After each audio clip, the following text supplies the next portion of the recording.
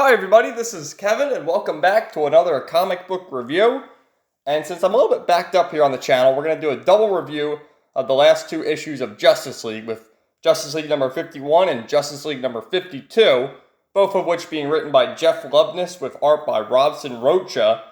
And really, they've been playing musical chairs of this series ever since Vendetti left in issue 47, because in issue 48, 49, and 50, they did a little three-part series written by Simon Spurrier with artwork by Aaron Lopresti. And here is a two-issue miniseries right before it kicks off the tie-in, the five-part series by Joshua Williamson with the Dark Knight's Death Metal series. So a lot of these stories don't really mean a whole lot, which is why I've been putting them off. And for the most part, the artwork is very good in these two issues here by Robson Rocha. I'm going to have to check him out, see what other books he's done. But as for the story, I don't know. I feel like Vendetti kind of left abruptly, and they were kind of had to fill the gap before the Dark Knight's Death Metal tie-in. So I feel like the stories in these don't really mean a whole lot. But we got an interesting cover here of Batman, and it says, "In the grip of the black mercy of madness."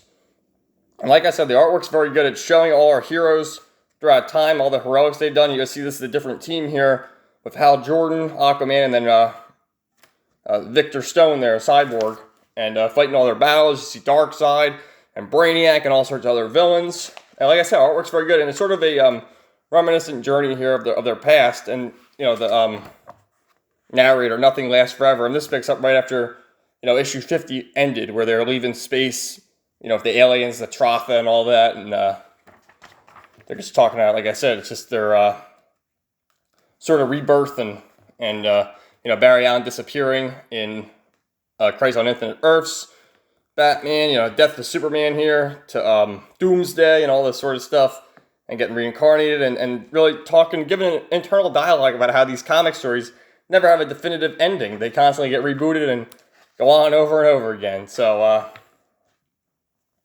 they end up answering a distress signal, and see this great splash page here, and go on to the planet, see what's going on. Like I said, all the characters are drawn very well. Like, that's a classic looking Superman right there. Got the whole team right there, and once again, it keeps doing these flashbacks. And this stupid, I revealed myself as Clark Kent. They got to keep tying that into, that dope Bendis did. And everyone hates Bendis. My shop doesn't even really have the Superman or Action comic books unless you have them on your pull list, because they just don't sell. I mean, how pathetic is that Superman just doesn't sell? And here he is, Bendis, doing all this crap. Look at all these things that he's writing. Absolutely terrible. So they see the Black Mercy here, which I think is a villain from Superman from the 70s or 80s. I'm not really sure. I never really read much of Superman aside from the Death of Superman stories and stuff like that, and his appearances in Justice League. I've always been more of a Batman fan. But this Black Mercy starts consuming all of our heroes, and it's really gothic and horror. Look at the Flash here. The roots are going into his veins and his lungs and everything. And, pretty good. And the Garden of Mercy here, reveals Bruce Wayne's mother. So, to be continued. And here's some other credits. You got Philip Tan and J. David Ramos did the cover. Very nice. And we got the inker as Daniel Henriquez, with the colorist as Romulo Fajardo Jr., and Tom Napolitano as the letterer. So that's it for 51, and then we got 52 here, which wraps up the two-part series. One by one they will fall in the Garden of Hell. And constantly, how many times do we have to be reminded of Bruce Wayne's origin story? I don't know. Look at that shot right there of all the heroes getting suffocated by the Black Mercy. Pretty cool.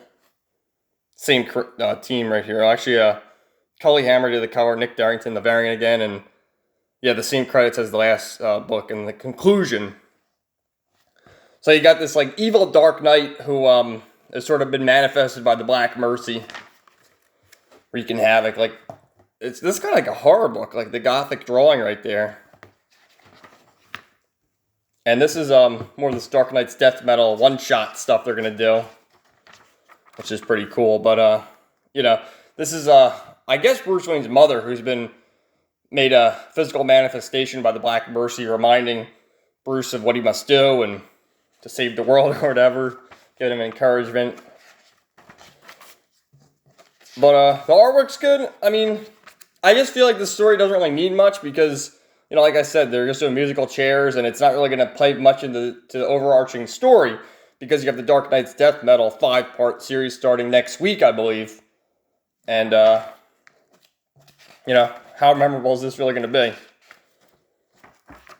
But, able to defeat the Black Mercy, and he's reflecting on all his great heroics of working on the team and getting people the help they need, such as, I guess, Poison Ivy and Mr. Freeze and even Harvey Dent. And they're able to free Bruce. All the heroes are able to free Bruce from the Black Mercy. Here's the cover for the next book. And like I said, it's not going to really factor in any of these characters. It's going to be, that looks like Detective Chimp, Hawk Girl. I think that looks like Nightwing, like a more gothic version of Nightwing. So, and there's the Batman Who Laughs. And you're going to have, Robson Rocha is going to do the artwork. Wow. Yeah, very good artist. I'm curious. He's going to work with Xermanico. That's going to be a good thing to follow along just for the visuals. But yeah, they defeat the Black Mercy, and it ends on a positive note here of Bruce and Clark looking on here. This is a classic drawing of just Batman looking on, Superman showing up. And then you have this is a new event coming out, I guess. God, criticizing Marvel for all the events. DC's going hard with all these events now, too. And, that's really it. Great drawing right there. Wow, we'll just end it right there. Absolutely terrific. So, yeah, as for the story, I don't really think it was very memorable. It was okay, I guess.